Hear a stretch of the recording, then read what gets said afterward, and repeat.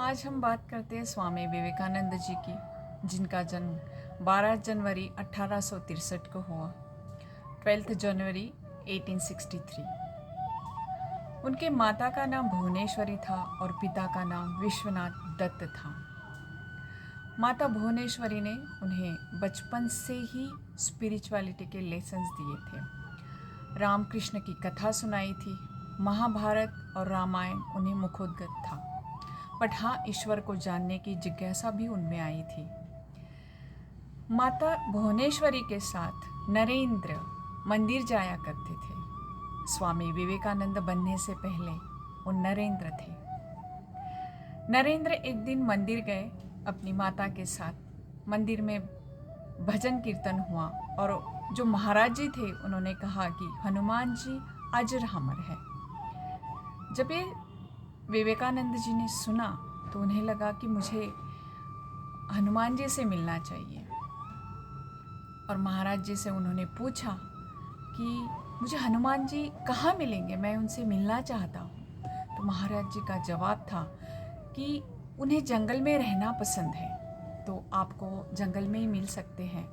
और हाँ, उन्हें केले बहुत पसंद है, तो केले खाने के लिए वो अक्सर केले के वन में आया करते हैं, तो आप उन्हें केले के वन में ही मिल सकते हैं। महाराज जी ने तो नरेंद्र को बच्चा ही समझा था, पर नरेंद्र उम्र में बच्चा थे। ऐसे कहाँ बच्चे थे वो, ऐसे तो बड़े समझदार थे। नरेंद्र सीधे घर गए नहीं, नरेंद्र केले के वन में गए। वहाँ उन्होंने हनुमान जी की राह देखी। हनुमान जी तो वहाँ आए ही नहीं। फिर घर वापस आए। घर वापस आने के बाद उन्होंने अपनी माँ से पूछा कि माँ, हनुमान जी तो वहाँ आए ही नहीं। तो माँ ने रिप्लाई दिया कि हनुमान जी तो राम जी के सेवक हैं, राम जी ने उन्हें कहीं भेजा होगा किसी काम के लिए, तो वो वहाँ गए होंगे। अगर आप भगवान को पाना चाहते हैं तो बड़ी शिद्दत से आपको भगवान को पाना होगा, बड़ी शिद्दत से उन्हें पुकारना होगा। और उस दिन से उन्हें ईश्वर से मिलने की इच्छा हुई।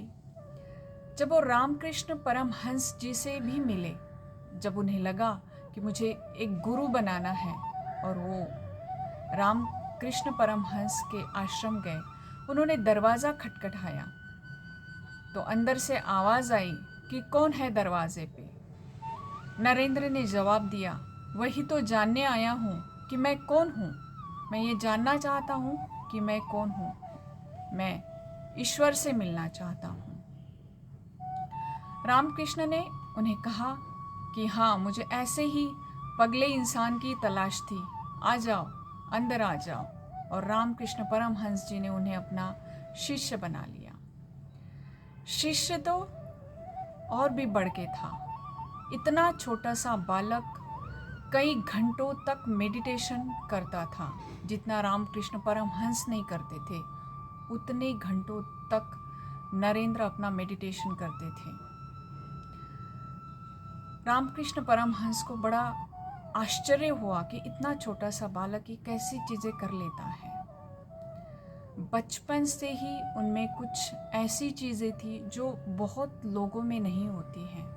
एकाग्रता थी, साहसी थे, निडर थे, सारी चीज़ें उनमें थी। जब वो अमेरिका के शहर शिकागो में अपना भाषण देने गए थे, वो बात करीब करीब है 1893 की। शिकागो में उन्हें सिर्फ 2 मिनट का अवसर मिला था। ये हम सारे ही इस बात को जानते हैं। और वो 2 मिनट का भाषण उनका 1.5 दिन तक चला था। क्योंकि जैसे ही उन्होंने शुरुआत की ब्रदर्स एंड सिस्टर बोलकर, तो तालियां गूंज उठी थी और उनका भाषण चलता ही रहा। ये पहला इंसान है जो सनातन धर्म को भारत के बाहर लेके गया था। उन्होंने कुछ 5 मुद्दे उस भाषण में बताए थे, बहुत जोर दिया था उन मुद्दों पर। वो ऐसे है कि जो इंसान अपने आप पर भरोसा करता है, वही इंसान भगवान पर भरोसा कर सकता है। अपने अंदर के भगवान को जानिए और दूसरों के अंदर भी भगवान को देखिए, तभी आप भगवान को जान पाओगे। तीसरा ये था कि दिल और दिमाग जब आपस में टकराए तब आपको दिल की सुननी चाहिए, दिमाग की नहीं। और चौथा ये था कि सत्य किसी भी तरह से अगर बताया जाता है तो सत्य सत्य ही रहता है, सत्य नहीं बदलता। पांचवा ये था कि अगर आपके पास पैसा है तो दूसरों के काम में उसको लगाइए, दूसरों को भी ज़रूरत है। अगर आप ऐसा नहीं करते हैं तो आपका पैसा वेस्ट है। जमशेदजी टाटा भी इनसे बड़े इंस्पायर थे। जो स्टील प्लांट भारत में लगवाया था वो स्वामी विवेकानंद जी के कहने पे भी बनवाया है। निकोला टेस्ला भी स्वामी विवेकानंद जी से बड़े इंस्पायर थे। निकोला टेस्ला भी बहुत बड़े वैज्ञानिक थे, पर हमारे स्वामी जी ऐसे थे कि अपनी भाषा से, अपने व्यवहार से सबको प्रभावित कर दे। कई सारी चीज़ें हैं। एक बार एक राजा ने इन्हें पूछा था कि आप मूर्ति पूजा क्यों करते हो?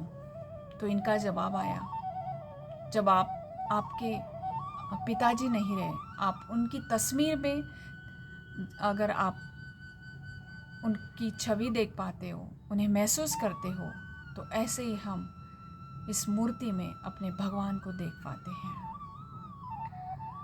और कुछ चीज़ें हैं, जब विदेश गए थे तो लोग उनसे हिंदी में बात कर रहे थे तो ये इंग्लिश में बात कर रहे थे। किसी ने पूछा कि आप ऐसा क्यों कर रहे हैं, जब हम हिंदी में बोलते हैं तो आप इंग्लिश में बोलते हैं? तो विवेकानंद जी ने कहा कि आप मेरी माँ का सम्मान कर रहे थे, मैं आपकी माँ का सम्मान कर रहा था।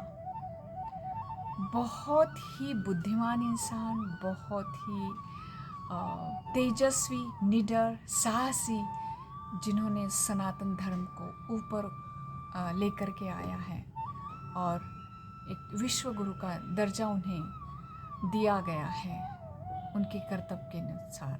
आप भी बहुत कुछ सीखे होंगे उनसे और सारी दुनिया उनसे सीखती है। तो बस मज़े में रहिए, खुश रहिए, खिलखिलाते रहिए।